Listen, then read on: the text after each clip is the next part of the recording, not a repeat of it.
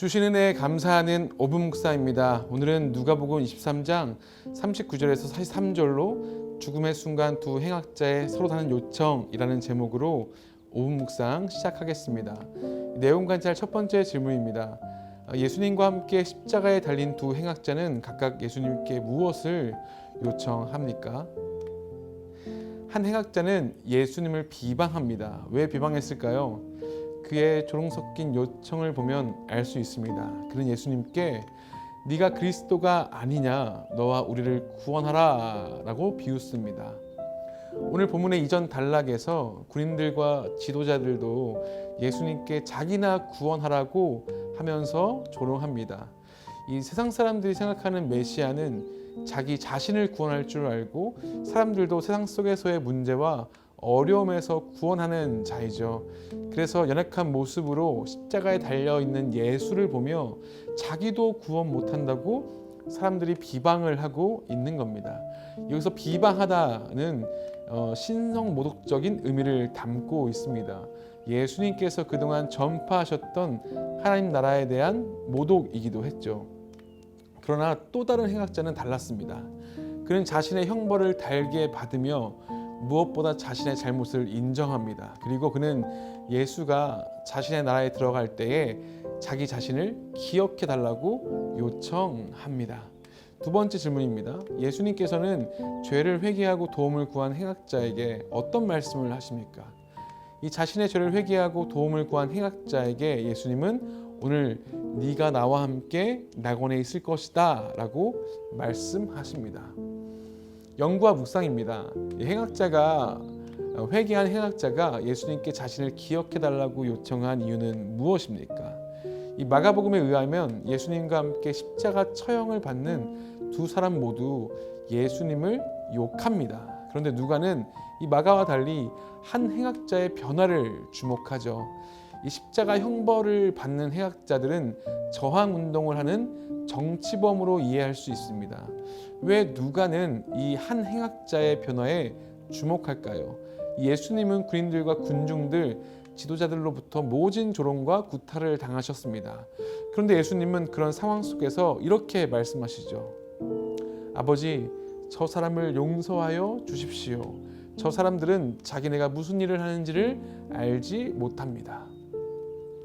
자신을 조롱하는 사람들을 향해 끝없는 용납과 용서로 대하는 예수님의 모습과 기도에 한 행악자가 변화됩니다. 그리고 그 한 행악자는 하나님 나라의 때에 대해 말합니다. 그것은 그리스도께서 다시 오실 때 영광스럽게 완성될 하나님의 나라에 대해 말하는 것이죠. 그리고 그 행악자는 비록 저항 운동가이자 정치범이었지만 예수 그리스도를 통해 부활과 영생에 대해 소망하게 된 것입니다.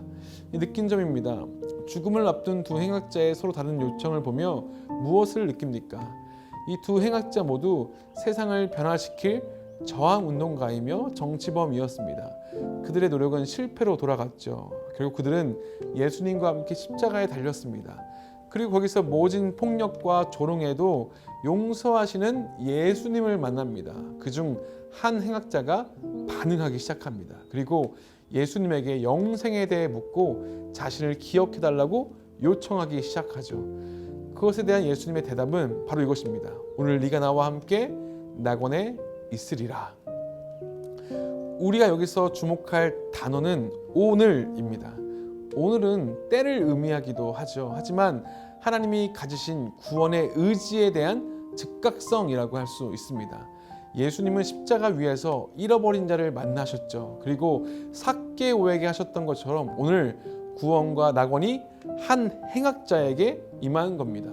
많은 사람들이 예수님을 거절했죠. 하지만 오늘 한 행악자는 무력하고 희망이 없을 그때에 예수님께 돌아와 영원한 생명을 얻게 됩니다.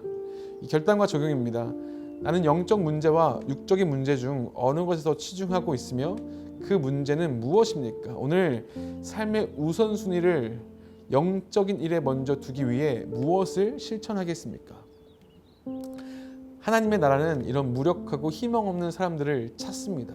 십자가 위에서 예수님은 구원의 즉각성으로 이러한 한 행악자를 구원하십니다. 예수님의 용서의 기도를 보고 한 행악자는 영생의 문제를 주님께 묻기 시작합니다. 그리고 예수님께 나를 기억하소서라고 말하며 하나님의 나라를 구합니다. 우리는 오늘 무엇에 집중하며 삶을 살아가야 할까요? 이 아침에는 죽음을 생각하는 것이 좋다라는 책이 있습니다. 이 책에는 한 일본 무사에 대해서 말합니다. 아침부터 죽음을 생각하고 있어야 무사로서 합당한 행동을 할 수 있다는 겁니다. 그래서 죽음을 생각한다는 것은 죽겠다는 것이 아니죠. 일상을 살아가는 마음가짐을 먹는 겁니다.